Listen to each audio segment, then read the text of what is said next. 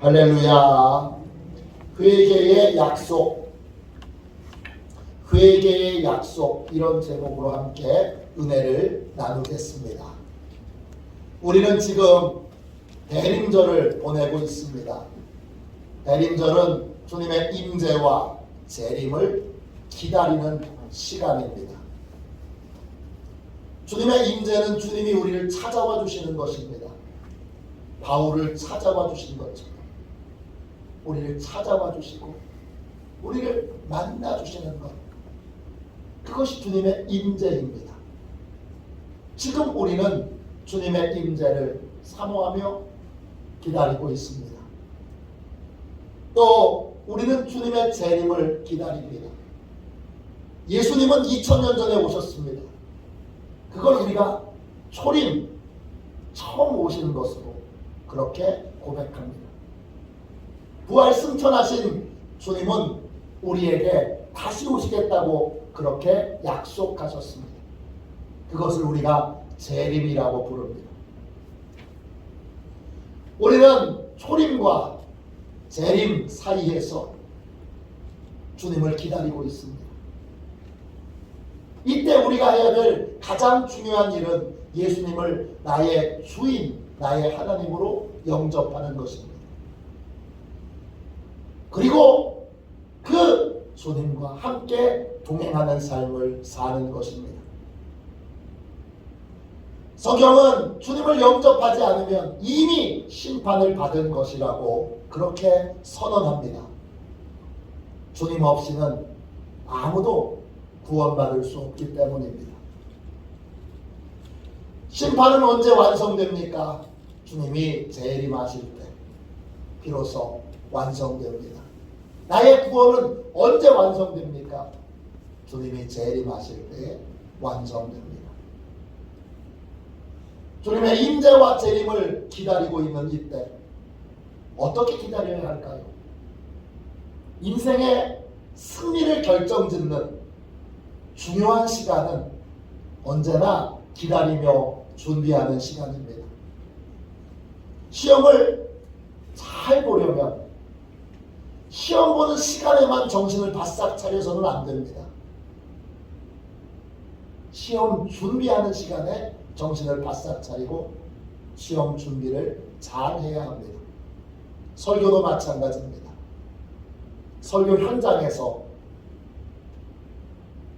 설교를 아무리 잘하려고 해도 준비가 부족하다면 그 설교는 능력 있는 설교가 될 수 없습니다. 많은 설교자들의 본이 되는 찰스 스펄전 목사님은 이런 말을 했습니다. 1시간 설교하기 위해 1시간 준비하는 것은 설교가 아닙니다. 저는 1시간 설교를 위해 60시간을 준비합니다. 60시간이라는 시간을 계산해 보면 하루에 10시간씩 6일 동안 준비하는 거예요. 매일 10시간씩 일주일 내내 준비하여 주일에 설교를 하는 것. 그게 스펄전이 능력 있게 설교하는 비결입니다. 어떤 분이 스펄전에게 어떻게 하면 목사님처럼 그렇게 능력 있는 설교를 할 수 있습니까? 그때 스펄전이 60대 1이라고 하는 법칙을 알려줍니다. 1시간 전하기 위해 60시간을 준비하라는 것입니다. 위대한 설교는 설교의 현장에서 나오는 것이 아니라 준비하는 골방에서 나오는 것입니다. 2022년도 카타르 월드컵이 진행 중입니다. 토요일에 16강에 진출했다는 뉴스를 아침에 들었습니다. 한국이 16강에 진출할 확률이 9%였습니다. 거의 불가능에 가까웠습니다. 경우의 수를 따져서 된 거 이번에 처음 봤습니다. 너무 기쁘고 감사해서 하나님께 감사 기도를 드렸습니다. 기적이 일어난 겁니다. 기적이 일어난 이유는 하나님께서 은혜 베풀어 주셨기 때문이고 또한 벤투 감독을 비롯하여 우리나라 대표팀의 선수들이 4년 동안을 잘 준비했기 때문입니다. 우리나라의 대표적인 축구선수 손흥민은 예수님을 잘 믿는 기독교인입니다. 그는 앞서 2번의 월드컵에서 쓰디쓴 실패를 경험하고 정말 어린아이처럼 엉엉 울었습니다. 그래서 이번이 꼭 16강에 진출할 수 있기를 바라요. 4년을 누구보다 철저히 준비했습니다. 눈 주위에 뼈가 부스러져서 소속팀 토트넘에서는 감독도 코치도 다 월드컵에 출전하면 안 된다 했지만 그는 보호대를 착용하고 출전을 강행했습니다. 이 보호대도 다른 선수들 보호대랑 다르더라고요. 손흥민의 보호대는 헐거워요. 아니 토트넘이라고 하면 세계적인 구단에서 저런 것도 제대로 못 만드나 그랬더니 나중에 알고 봤더니 다른 선수들은 보호대를 차고 있는 선수들이 여러 명 있는데 그들은 뼈가 거의 아물어서 마지막 단계로 최종적으로 보호하기 위해 쓴 것이고 손흥민은 그렇게 꽉 보호대를 쓰게 되면 이 뼈가 아직 다 제자리를 잡지 않았기 때문에 더 큰 부상을 입을 수 있게 헐거운 상태입니다. 그래서 공을 잡기 위해서 점프를 뜨면 사진이 나왔는데 이 보호대가 이렇게 내려와서 눈을 가립니다. 그런 상태에서 월드컵에 출전을 했습니다. 어제 아침에 경기 하이라이트를 보니까 맨 마지막 손흥민 선수가 역전골을 어시스트할 때 6명의 선수를 제치더라. 그리고 마지막에 상대편 선수의 이 다리 사이로 볼을 기가 막히게 어시스트해서 황희찬 선수가 힘있게 차서 골을 넣는 것을 봤습니다.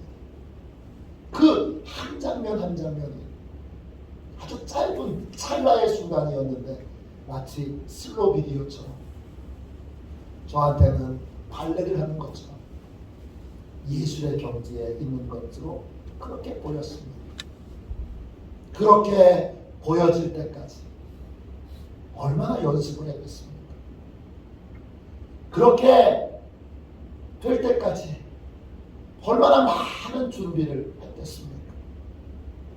잘 준비했기에 기적이 일어난 겁니다. 인생의 모든 일은 언제나 어떻게 준비하느냐에 달려 있습니다. 주님의 임재를 준비하는 것도 그렇습니다. 주님의 재림을 준비하는 것도 그렇습니다. 어떻게 기다리고 어떻게 준비해야 할까요? 우리는 세례 요한을 통해서 주님의 오심을 어떻게 준비해야 되는지 그 방법을 배우게 됩니다. 세례 요한은 이렇게 말합니다. 1절 2절 보세요. 그때에 세례 요한이 이르러 유대 광야에서 전파하여 말하되 회개하라 천국이 가까이 왔느니라 하였으니 예수님께서 오시는 걸 어떻게 준비해야 합니까? 무엇을 준비해야 합니까?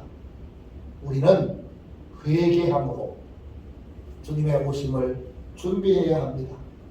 왜 회개해야 합니까? 회개한 사람만이 주님을 만날 수 있기 때문입니다. 마태복음 3장 3절을 보세요. 그는 선지자 이사야를 통하여 말씀하신 자라 일렀으되 광야에 외치는 자의 소리가 있어 이르되 너희는 주의 길을 준비하라. 그가 오실 길을 곧게 하라 하였느니라. 주의 길을 준비하는 게 회개예요. 주님이 오실 길을 곧게 하는 게 회개예요. 주님은 회개한 자에게 임재하십니다. 주님을 만나려면 제일 먼저 회개해야 합니다. 또 왜 회개해야 합니까? 회개해야 천국에 갈 수 있기 때문입니다. 회개하지 않으면 어떻게 됩니까? 10절 말씀 보세요. 이미 도끼가 나무 뿌리에 놓였으니 좋은 열매 맺지 아니하는 나무마다 찍혀 불에 던져지리라. 주님이 오심으로 소림으로 심판은 이미 시작된 겁니다. 도끼가 나무 뿌리에 놓였습니다. 회개하지 않으면 찍어 영원한 심판불에 던져집니다. 회개하면 구원받고 천국에 가고 주님과 함께 영원한 생명, 영생을 누릴 수 있게 됩니다. 12절 보세요. 손에 키를 들고 자기의 타작마당을 정하게 하사 알곡은 모아 곡간에 들이고 쭉정이는 꺼지지 않는 불에 태우시리라. 회개한 사람은 알곡으로 판정받아서 천국 가고 영생을 누립니다.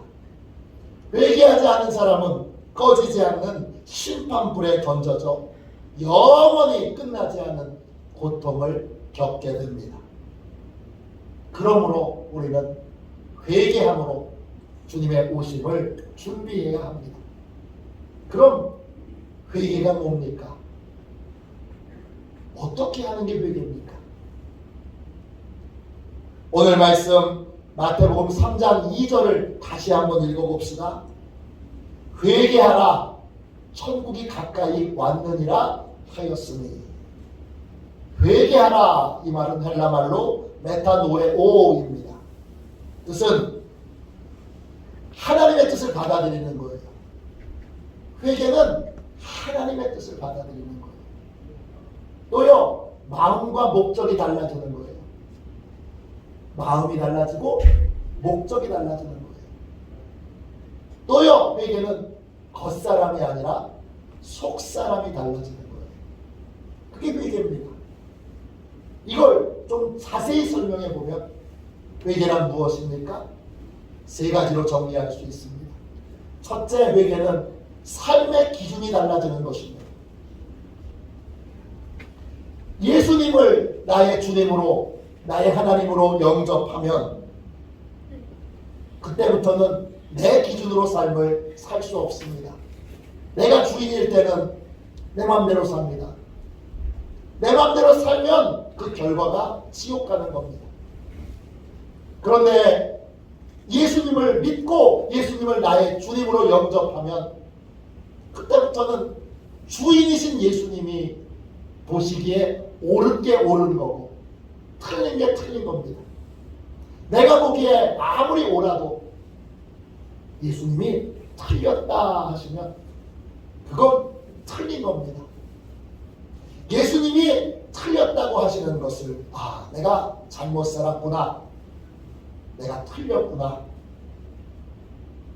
예수님의 기준을 받아들이고 나를 바꾸고 고치는 것이 바로 회개입니다. 이걸 3장 6절에 보세요. 이걸 뭐라고 표현했느냐? 죄를 자복하는 것이라고 표현했습니다. 마태복음 3장 6절입니다. 자기들의 죄를 자복하고 요단강에서 그에게 세례를 받더니. 자복한다 이 말은 헬라말로 엑소몰로게오입니다. 뜻은 죄에 대하여 인정한다, 죄에 대하여 고백한다, 이런 뜻입니다. 내가 이전에는 이걸 죄라고 느끼지 않았어요. 세상 사람도 이걸 죄라고 느끼지 않아요. 아무도 죄라고 책망하지 않는 그 일인데 주님은 죄라고 말씀하세요. 그러면 자복하는 건 어떤 거예요? 주님이 죄라고 말씀하시는 것에 대해서 죄라고 하는 걸 인정하는 거예요. 그리고 제가 죄를 저질렀습니다, 고백하는 거예요. 제가 틀렸습니다, 제가 잘못된 삶을 살았습니다, 고백하는 거예요. 예수님의 기준으로 새로운 삶을 사는 것, 그것이 회개입니다. 이게 왜 중요하냐? 예수님이 다시 오실 때에는 심판자로 오십니다. 우리는 미리 예수님의 기준을 알아? 몰라서 그랬는데요. 그렇게 하지 않을 수 있는 은혜를 입었습니다. 외국에 나가면 외국법을 따라야 합니다. 우리나라에 들어오면 외국인이라고 할지라도 우리나라 법을 따라야 합니다. 외국인 중에 외국에서는 코카인이 불법이 아니고 합법입니다. 그렇게 주장하며 코카인을 들고 들어오는 사람들이 있습니다. 아무리 항변해도 대한민국에서는 안 통합니다. 추방당하든지 아니면 감옥에 가야 합니다. 왜냐?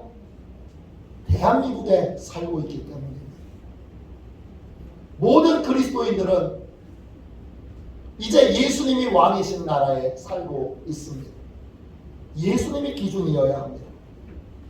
그러므로 내 삶을 기준으로 하고 내 생각을 기준으로 하고 내 판단을 기준으로 하고 하는 삶에서 이제 예수님의 기준을 받아들이고 나를 고치고 바꾸는 삶을 살아야 합니다.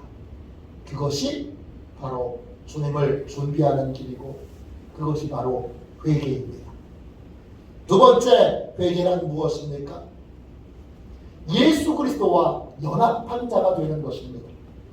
3장 6절을 다시 보세요. 자기들의 죄를 자복하고 요단강에서 그에게 세례를 받더니 회개의 중요한 증거 중에 하나는 세례입니다. 우리는 누굽니까? 나는 누굽니까? 그리스도인은 누굽니까? 세례받은 자입니다. 그래서 초대교회에는 이 강단에 십자가만 있지 않고 세례당이 항상 놓여 있었습니다. 내가 새로운 삶을 시작한 자리, 내가 변화된 자리, 그게 세례이기 때문에 그걸 기억하기 위해 강단에 세례단을 올려놓았습니다. 우리는 누굽니까? 세례받은 자입니다. 세례가 뭔데요? 예수 그리스도와 연합하여 죽고 예수 그리스도와 연합하여 다시 사는 겁니다. 로마서 6장 3절입니다. 무릇 그리스도 예수와 합하여 세례받은 우리는 그의 죽으심과 합하여 세례받은 줄을 알지 못하느냐? 알지 못하느냐? 이거 아직도 깨닫지 못했느냐? 이렇게 사도 바울이 묻습니다. 세례는 그리스도와 연합하는 것입니다. 그래서 주님과 동행하는 삶을 사는 것입니다. 세례는 예수 그리스도와 연합하여 다시 태어나는 것이고 예수 그리스도와 연합하여 하나님의 자녀가 되는 것이고 예수 그리스도와 연합했기에 죄의 무리에 속해 있던 우리가 의인의 무리에 속하게 되는 놀라운 은총을 받게 되는 것입니다. 세례받은 모든 사람들은 제8요일의 삶을 살아야 합니다. 제8요일의 삶이란 주일 이후에 그리스도와 연합한 이전에는 살지 않았던 새로운 삶을 사는 것을 의미합니다. 모든 주일은 부활절이지요. 우리 기독교인은 52주 동안 부활절을 지냅니다. 매 주일은 부활절이고 부활하신 주님을 기억하는 날이고 부활하신 주님을 만나는 날이고 그래서 주일이라고도 부릅니다. 유대인의 안식일은 토요일입니다. 부활을 경험하고 제자들이 제일 먼저 한 일은 예배의 날짜를 바꿨습니다. 이건 유대교에서는 혁명입니다. 왜? 유대교는 안식일의 종교이기 때문입니다. 토요일의 안식일, 정확하게 말하면 금요일 저녁 6시부터 토요일 저녁 6시까지가 안식일입니다. 근데 대부분의 유대인이었던 초대교회 성도들은 부활의 신앙으로 과감하게 주일 아침을 예배의 날로 바꿨습니다. 왜냐? 그날이 부활의 날이기 때문입니다. 우리는 52주 동안 부활절을 지냅니다. 그 부활절 예배가 마치고 나면 우리는 제8요일의 삶을 살게 됩니다. 주님과 연합한 이전에는 없었던 새로운 삶을 살게 되는 것입니다. 그래서 초대교회 성도들은 이걸 잘 깨닫도록 세례단을 이 강단 위에다가 놓았습니다. 저도 세례단을 하나 놓았으면 좋겠어요. 십자가를 우리 교회 장로님들과 권사님이 만들어 주신 것처럼 어디서 사는 거 말고 세례단을 하나 만들면 좋겠다, 이런 마음이 있어요. 세례단은 팔각형으로 되어 있습니다. 팔각형으로 되어 있는 곳 위에 세례를 하는 물그릇을 올려놓는 것입니다. 왜 팔각형이냐? 제8요일의 삶을 살아야 하기 때문입니다. 세례는 회개의 중요한 징표입니다. 회개한 모든 자는 세례를 받고 언제 어디서나 그리스도와 연합한 삶을 살게 됩니다. 8요일의 삶을 사는 사람, 그 사람이 세례받은 자요 바로 그리스도인이요 회개한 사람들입니다. 회개란 무엇입니까? 마지막 세 번째로 회개란 예수 그리스도와 연합한 삶을 사는 것입니다. 연합하는 것으로 끝나지 않고 연합한 삶을 살아 삶으로 연합의 증거를 나타내는 것입니다. 8절 말씀 보세요. 회개한 다음에 뭘 맺으라고 했습니까? 회개에 합당한 열매를 맺고 그랬습니다. 진실로 회개했다면 회개에 합당한 열매를 맺어야 합니다.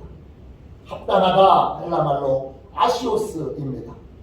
무게에 맞는, 가치에 맞는 자격을 갖춘, 이런 뜻입니다. 회개했으면 합당한 변화가 삶에 나타나야 합니다. 예수님을 주인으로 영접했으면 삶의 기준이 달라져야 되고 새로운 기준으로 삶을 살아야 합니다. 이게 열매입니다.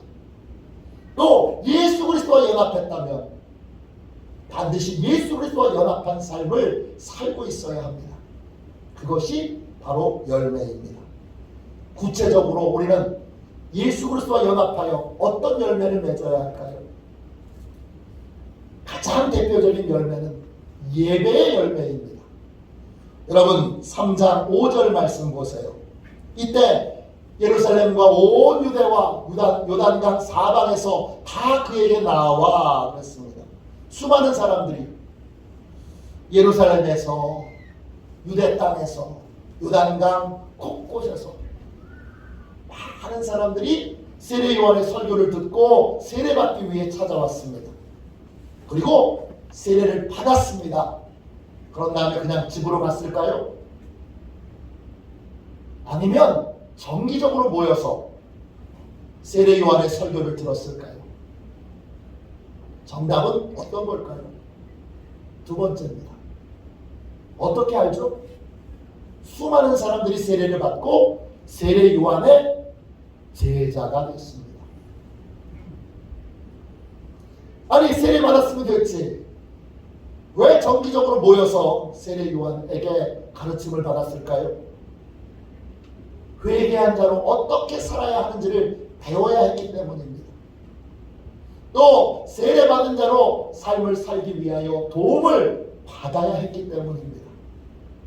진심으로 회개했다면 우리에게 나타나는 첫 번째 열매는 내 힘으로는 나의 혼자의 결심으로는 믿음의 삶을 온전히 살 수 없고 새로운 삶을 살 수 없기에 주님의 도움을 받기 위해 규칙적으로 예배를 드리는 예배의 열매를 맺어야 합니다. 마태복음 3장 11절입니다.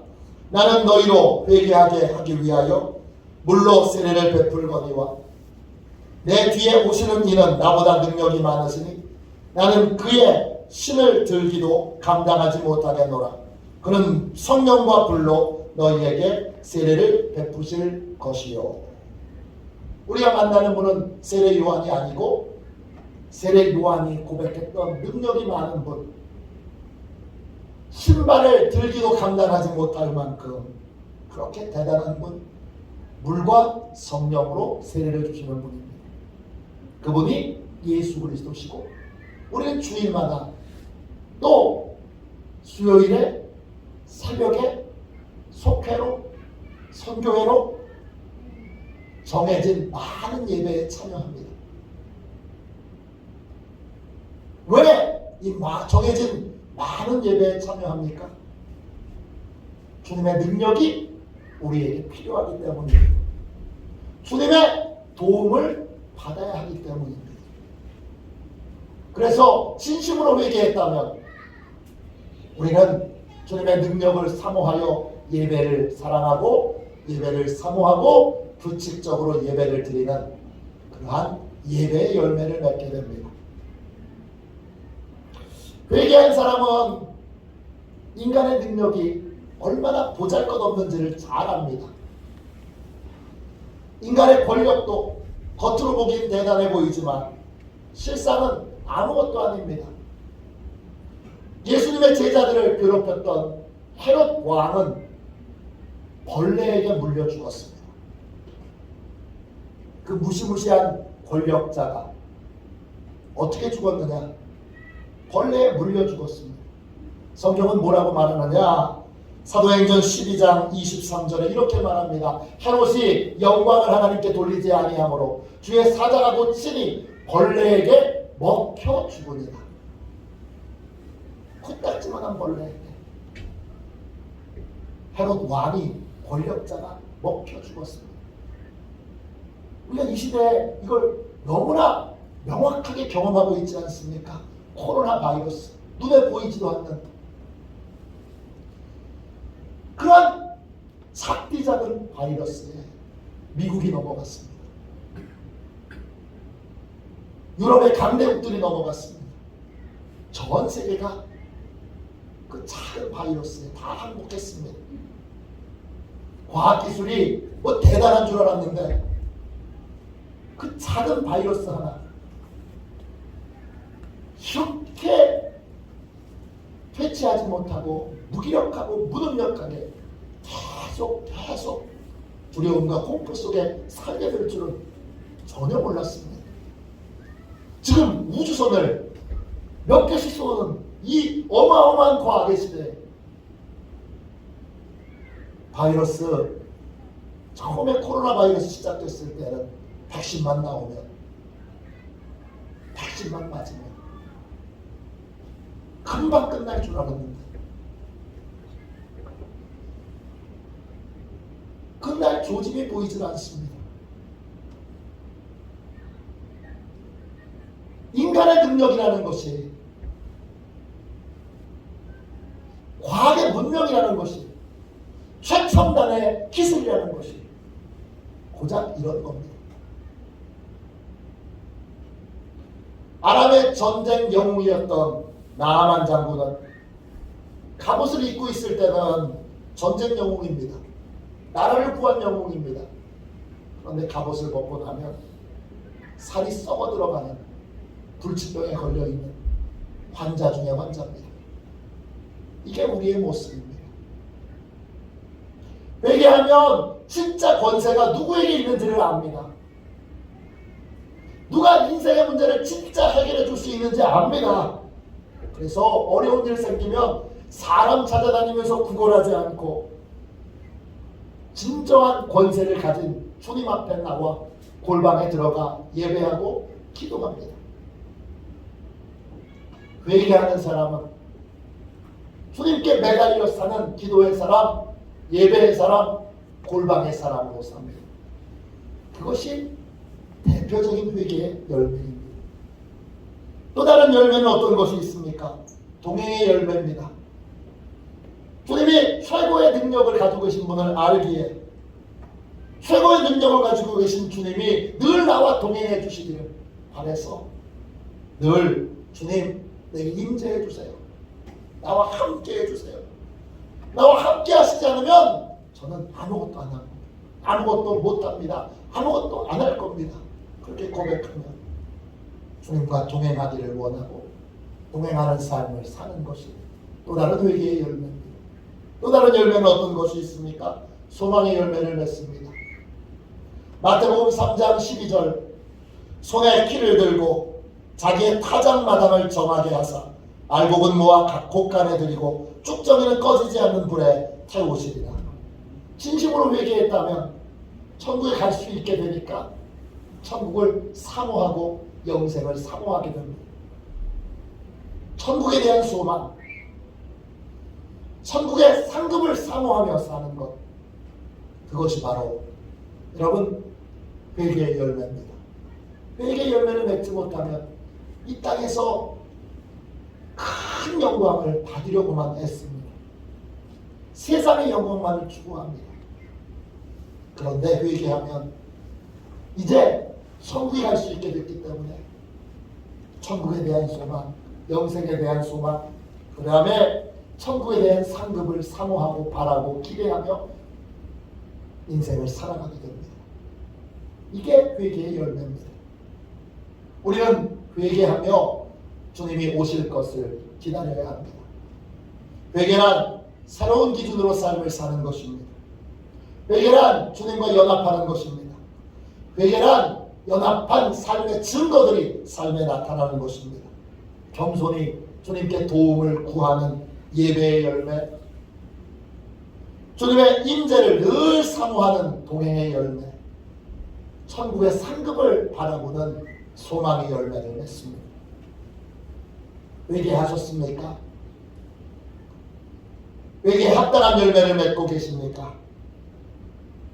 우리는 회개함으로, 회개의 열매를 맺음으로 주님이 오시는 것을 준비하고 있습니다.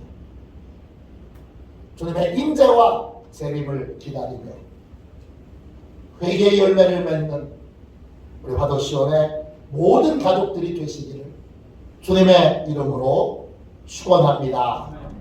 이 시간 우리 함께 찬양하겠습니다. 259장 1절만 우리 박수치며 함께 찬양하고 회개하는 인생, 회개의 열매를 맺는 인생, 기준이 달라진 인생, 주님과 동행하는 인생, 동행하는 열매를, 동행하는 증거를 삶으로 나타내는 인생 되도록 하나님 우리 교회를, 우리 시온의 가족들을 다 회개하고 회개의 열매를 맺어 주님의 오심을, 임재를, 재림을 기다리는 그러한 복된 인생으로 변화시켜 주세요.